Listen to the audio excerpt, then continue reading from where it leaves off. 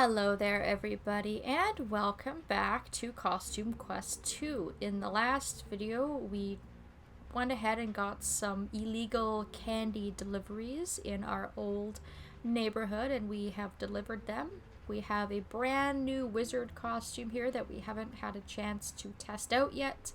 And from here we pretty much need to move on to our next area. So I have the wizard costume on Reynold because we're going to need it in order to advance. If I use the wizard's special ability, you can see that it lights the area up. Similar to how the spaceman costume did in the first costume quest. And we need that to get through this area, because you can see that we need a light in order to get through here. So once you have the wizard costume, you just put it on and light the way through in order to bring you on over to the other side. And then the thing that's really nice is that the tunnel will permanently light up.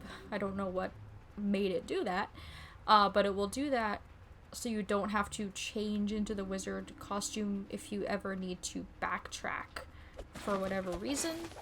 We will need to backtrack in order to finish up some quests a little bit later. So here is our next speakeasy area. Sadie told us the password and we need to speak to Blob. Now this is interesting because this is actually a grubbin bar. So these are grubbins who are working and they actually really like candy. So, displeased with their life, unhappy with how Dr. White is running things. And this is Blob here, this Trobog. Sadie told us you knew how to get into Dr. White's compound. Of course Blob knows, but why would Blob tell human children his secrets? Because Blob is nice? Ha ha ha! Blob has been called many things: fat, dumpy, smelly, ugly, but nice is a new word to describe Blob. Blob will tell you what. If you human children do some deliveries for Blob in the east side of the city, then Blob will hook you up with a secret. What do you say? I guess that's fair. Blob must keep the candy flowing to his customers. So, rinse and repeat, basically the exact same thing that we did for Sadie, only we're gonna be doing it for Blob. Were you the one that clawed up that wall? Nope, I'm waiting for whatever did it to come back though. I'll bet it gives good back scratches. I'll look for clues, but I don't have lighting technology. You guys should hunt it down. Maybe we will. So that guy will give you a quest, and then if you want to, anytime you see claw marks, you can light up the area with the glow stick and you can kind of follow the paw prints. So here you'll see that we need to find another costume that is going to allow us to ride on a zip line. So lots and lots of new costumes in these areas, which is nice. So we are now on the east side of Repugia. The first thing I'm going to do is I'm going to change into the Jefferson costume. We are going to need to use his diplomacy skills for quite a few areas here, so you might want to keep it handy. We can talk to this grubbin here named Doug, who is kind of like a foreman.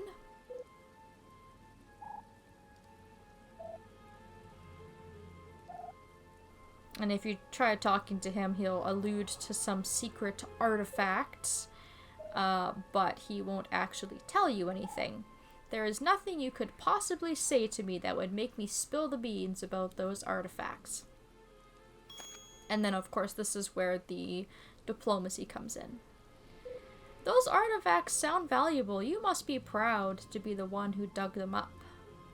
Me? Yeah, I'm a good digger. Did you dig up any other cool stuff? I did dig up a piece of paper with those artifacts, but I couldn't read it. Thought it was plans at first, but it was garbage. That's why it's in the trash pile behind me. But that's it, nothing useful, just those artifacts and that piece of paper in the trash pile. And then for some reason he moves, I'm not quite sure why he does.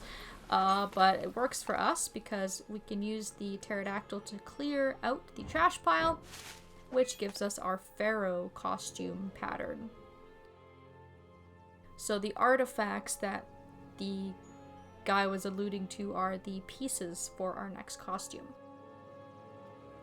This kid here is one of our hide-and-seek kids. And then there is a house hidden back here to collect from.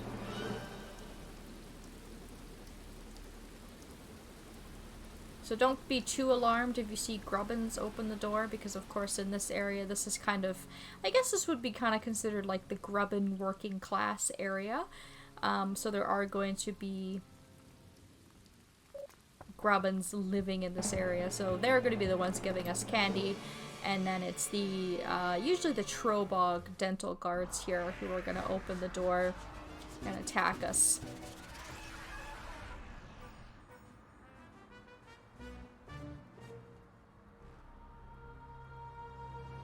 So we have an operative and a guard. So the guard is easy peasy, nothing too special about him. I only just did my practice for this leading up to the recording not too long ago, so I haven't really been taking too much of note of the enemies here. I'm not too sure if the operative is any sort of threat, but we will find out because we're going to be doing quite a bit of fighting in this area.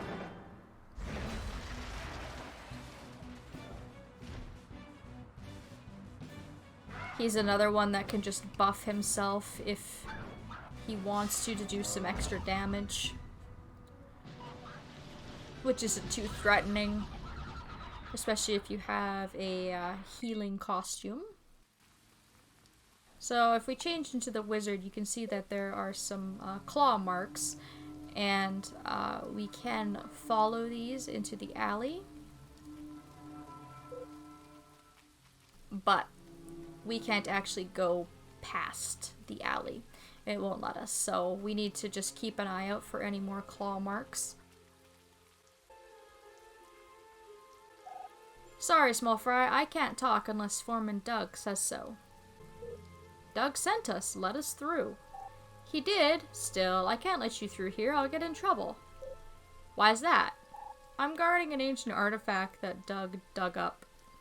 I'm not supposed to talk to any humans, so scram. Alright, so you have to talk to him first, and then we can be diplomatic about it. We have no interest in whatever you're guarding. You don't? We're here to look at an apartment. If you don't move, we'll be late. Oh, I'm sorry. I thought you were after the ancient stuff. Don't let me hold you up. I don't know why humans would want to live in the monster part of town. There are no human amenities, but to each their own, I guess. Thanks, buddy. Alright, so what we're really just coming to grab is this first chest with a black scarf. You will see another chest in the background there, but we can't actually reach that yet because we need our next costume in order to be able to reach it. But what you can do is you can come up to the top floor, and rather than honking at these birds, which does work, you can also flap at them with the pterodactyl costume to clear them out. So remember this area for later. You'll want to come back and grab that chest because it has a unique creepy treat card in it. There are some more claw marks. We can't really see them, but actually they're right here in front of my face. It's just weird that he didn't say anything until I was behind the beam, but anyways, you can see that whatever this was went into the alley and then came out. And then it walked quite a ways, actually. You can see that these tracks go pretty far over this barrier that we cannot get past. So before I get too far ahead of myself, let's hit this pinata.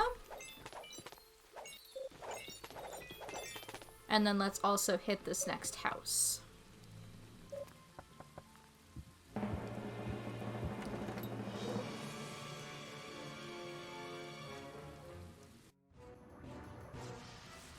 And let's finally see our wizard costume in play. We haven't actually used it in a fight yet. And we have a variety of enemies here. We have a Trobog guard, an operative, and a mage. So you can see that the wizard is strong against monsters and weak against tech type enemies. And I'm gonna hold off on using a special for now. But what I am gonna do is I'm going to attack our guard here. And the wizard is actually our first costume that has multiple targeting attacks. So it'll attack the main target and then you'll get a bit of a attack on the following enemies around it, which is kind of cool. Not much, it'll only do a few points of damage as you saw there. I think it only did, you know, 4 or 5 points of damage, but it's still nice to see, and it does kind of help out a little bit. Every little bit counts.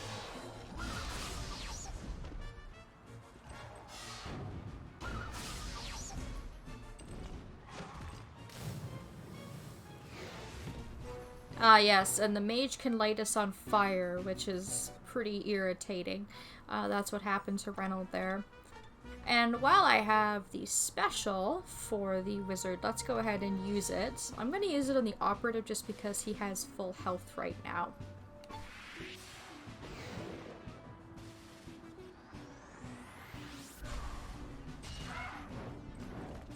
So pretty powerful. You can see there that it actually took out the enemies around the operative and it hits multiple targets at once, which is fantastic.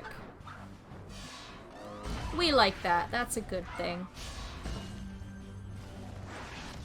I'm a little worried about Ren. She might actually get taken out here if he decides to attack her.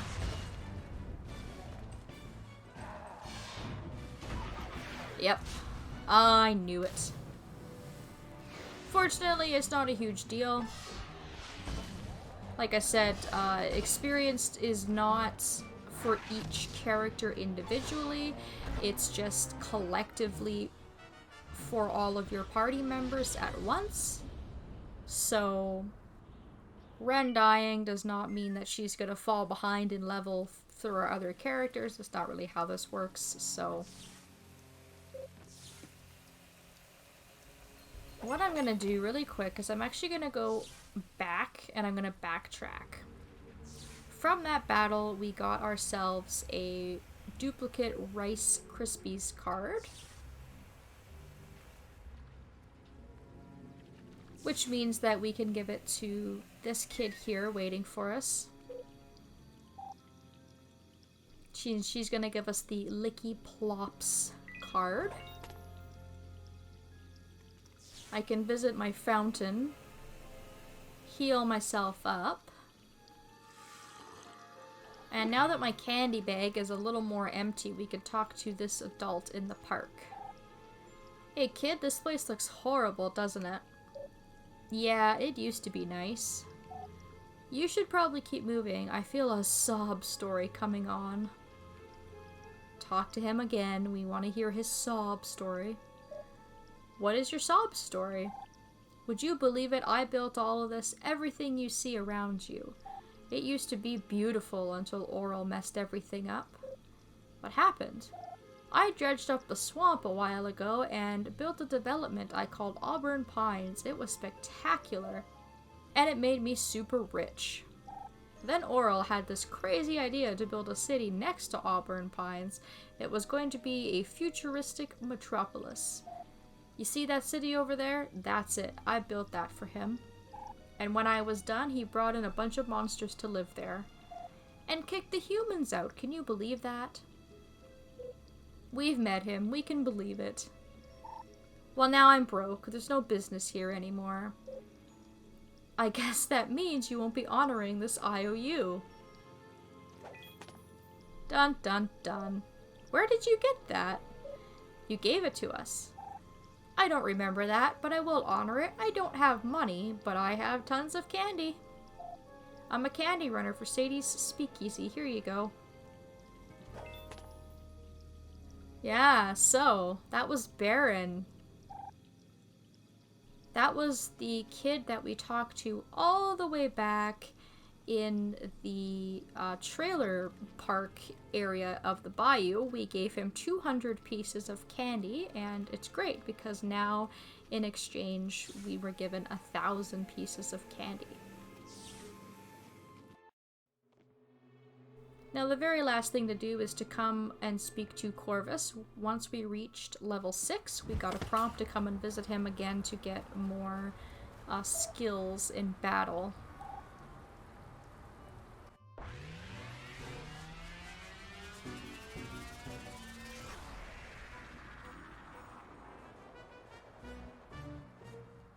You are already lethal on offense, but your defense has room to grow. You already know how to do timed blocks, but there is a riskier move that pays bigger dividends. If you press Y and hold it to charge, you can release it at the moment of attack to do a counter. A counter reduces your damage taken more than a regular block, and it also returns some damage to the enemy. Why wouldn't you do it every time, you ask? It takes a while to charge, so your pals will be vulnerable while you do it. If the enemy doesn't attack you while you're charging, that means someone else just took one for the team. Why would you do it then, you ask? If you're fighting weaker enemies, it might be worth the risks to end the fight faster. It can also be useful to stay in the fight if you are just one hit away from defeat. Enough talk, more action. Start charging now and release it when I attack.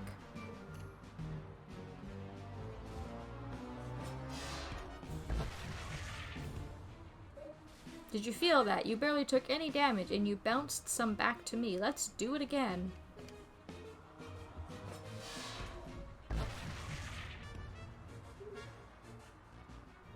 So in theory, this is a pretty straightforward mechanic to understand. You're probably my best student, but I don't like to pick favorites. You now have defensive counters in your toolbox. And if we had just one-on-one fights, those would be fantastic to use. But because you're normally fighting a few enemies at a time and the targeting is unpredictable, I don't actually find myself using it all that much because it's like Corvus mentioned, if you're sitting there and charging it up, but the enemy ends up attacking a different character, well, that character is going to take the full brunt of an attack, and it's pretty much useless. So, from Shady, I'm also going to buy the map of our new area, the east side. You can see here that we also have an upgrade for the pterodactyl, which is awesome. And we have a few cards that we can buy from Shady. So I'm actually just gonna pretty much buy everything. I've been avoiding the candy corn upgrade just because I haven't been using the candy corn personally, but if you have been using candy corn, you probably would have already purchased this by now.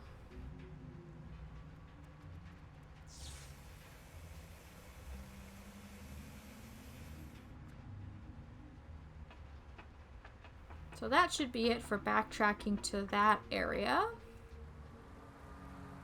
I am going to switch Haley out of the candy corn costume.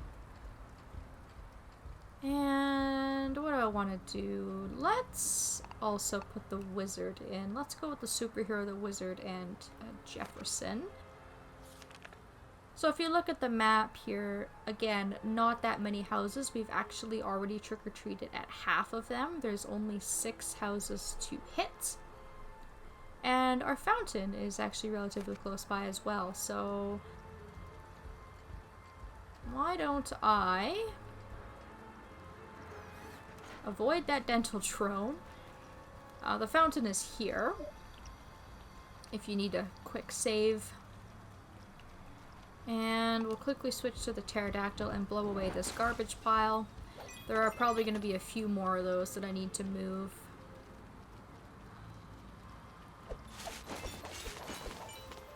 And then for this guy, I'm pretty sure we need to bust out Jefferson as well. This is degrading, having to stand in a mud puddle to protect some human artifact. You don't see those rich downtown grubbins guarding artifacts. They just showboat around all day with their briefcases and their fancy suits. They have more candy than they know what to do with. Where's my candy? They make their candy off the backs of grubbins like me. I am done being exploited. I'm out of here. I don't know what to say to that, but good luck. Ah, what a nice grubbin. He just moves out of our way without us needing to use our Jefferson costume, so that's nice. And before we can reach our treasure chest, we are bombarded in a surprise attack by this Depraved Mole. Again, we've fought one of these before in the Witch's Bog area, I do believe. He was guarding a pinata.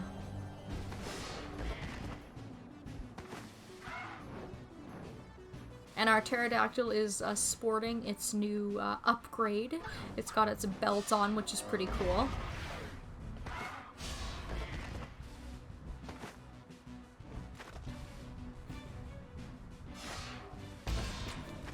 So in that instance there, you can see that I was able to use the counter effectively only because the mole is quite slow and it has the trail of dirt that kind of indicates what direction it's going in. I was a little slow. I was kind of thinking in my mind if I wanted to do it or not. But you can see that, yes, there are some opportunities where you can use that counter move effectively. And if you do pull it off and you use it effectively, I mean, it is great. I would just rather not take the risk, personally, but that's just my own opinion. So in that chest are a pair of flip-flops, which is the second piece of our costume. We've done a lot in this video. It's getting pretty long, so I think what I'll do is I will stop right here at the fountain, and we will explore the other side of this new map in the next video. Thank you all so very much for watching, and I hope that I will see you next time.